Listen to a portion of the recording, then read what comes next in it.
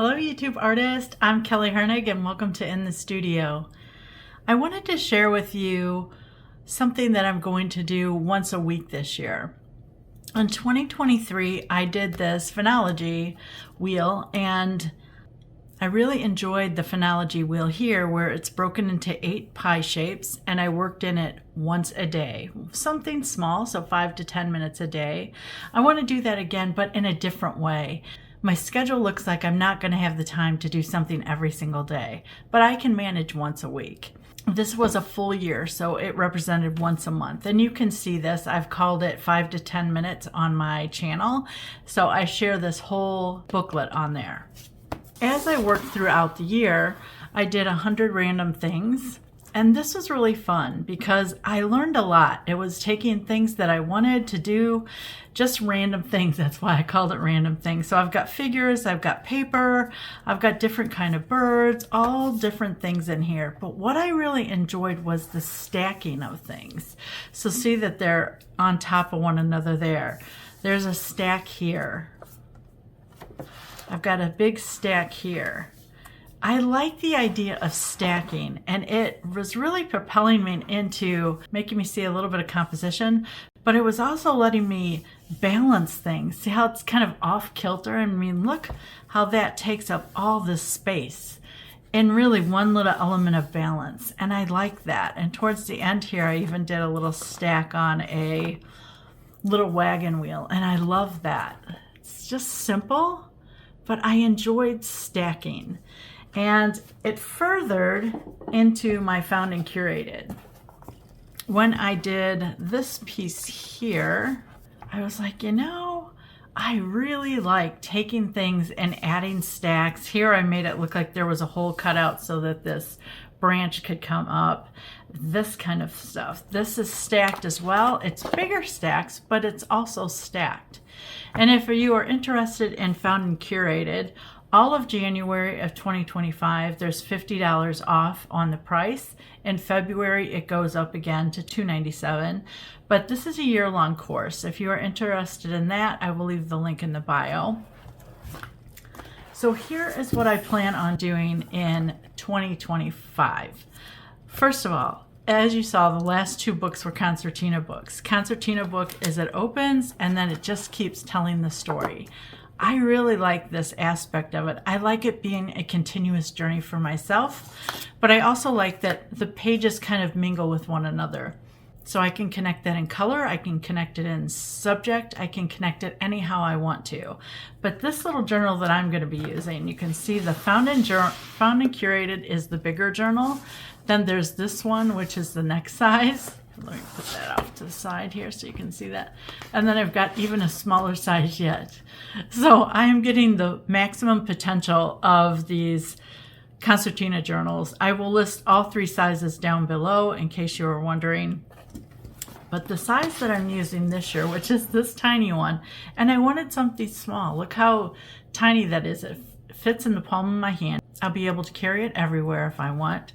It's a Sea White of Brighton concertina sketchbook. This is the size down here, but it measures about 3.5 by 6 3/4. And to me, that is the perfect size to just open up and go. So what I've done is I created on my computer just a word stacks. I just wanted stacks 2025. I'm getting a little late start, so I don't think I'll end up with 52, but that's okay. I'm going to do my best to do one a week. And I just took typefaces into Photoshop and stacked them the way that I wanted. And then on the back of them, I took a 4B pencil and just really obliterated so that you couldn't see it. It's a nice dark transfer. Then I opened it up. I held this into the position that I wanted, something with a really fine lead here. This was my 0.3, my graphic gear 0.3. I held this down and I traced each little line firmly because it's on the cover here. So this is it's a hard board here. So I was able to trace quite hard and get my letters exact. Before I moved the paper, I checked underneath to make sure that I could see everything, and then I removed the paper. I always like to do things from the computer for my lettering because I'm not the best at hand lettering. This typeface is called Prawn Handwrite.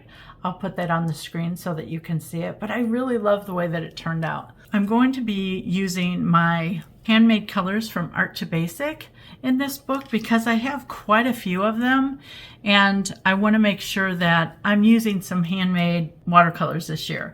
I've got a lot, but this brand I have the most of. They've done 2 colors of my original colors called Pink Clay and Olive Grit, and I'll be sharing those as I go along. But I thought this would be a fun way for me to reintroduce myself to a palette that just usually sits on my desk except for special occasions.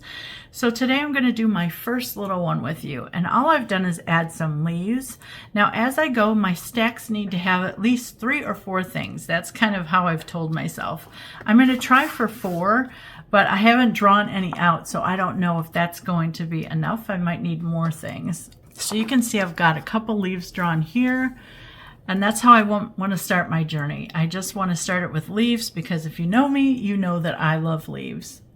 I've got kind of a pinkish color here, and I've got this dot card here with color 117, which is a really pretty yellow. And this is a great way to use your dot cards too. If you've got a lot of dot cards from different companies like Daniel Smith, Mary Blue, Da Vinci, anything like that, use them up. That's what they're for. They're paint. It works. So with this handmade coloring, you need to get them wet a little bit. And so I just let water kind of sit on them. And I want to try to leave more paper this year in my watercolor. I want to add more whites.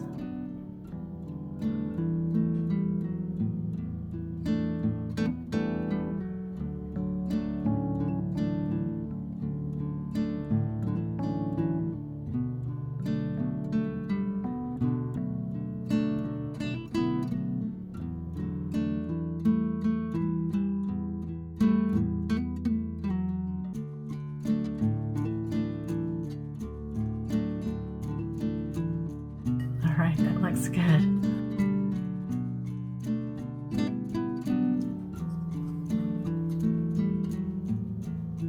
I'm just taking it one little area at a time.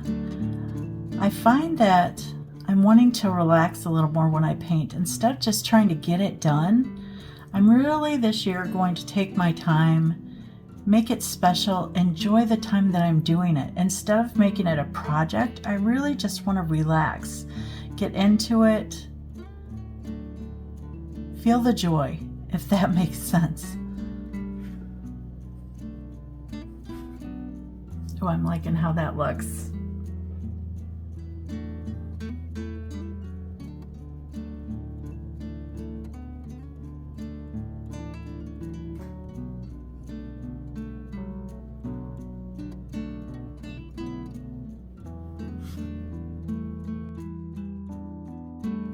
I find that towards the end of the year I was really rushing around trying to get everything done for the holidays. I think most of us as women do that anyways because we're last minute shopping, making sure all the meals are ready. So taking time to just breathe and slow down a little bit when I'm doing my art, I think I'm going to enjoy it. You know, there's no reason for us to go through it really quickly.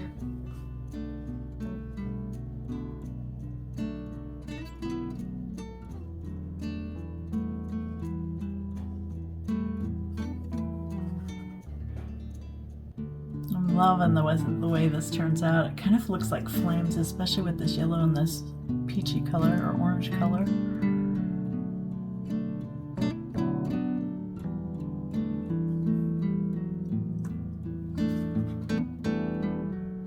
In this one, I'm going over the edge. I'm going to try to overlap some a little bit in here as well.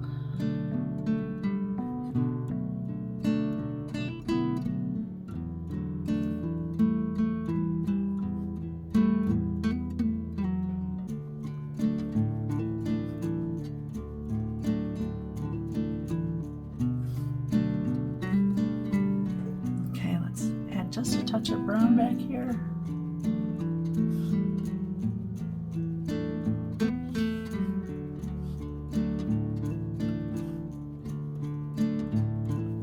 For that, I was using my Artify number 8 round, and it was the perfect size for that.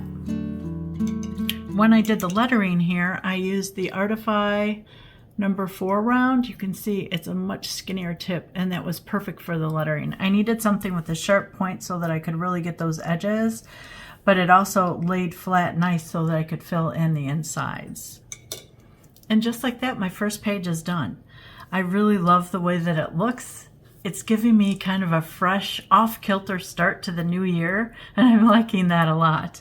So I hope this inspires you to just pull out any journal you want, just come up with kind of a theme for yourself, and have some meditative time for yourself, to just relax, to feel the color, to get into the flow, to experiment, to play.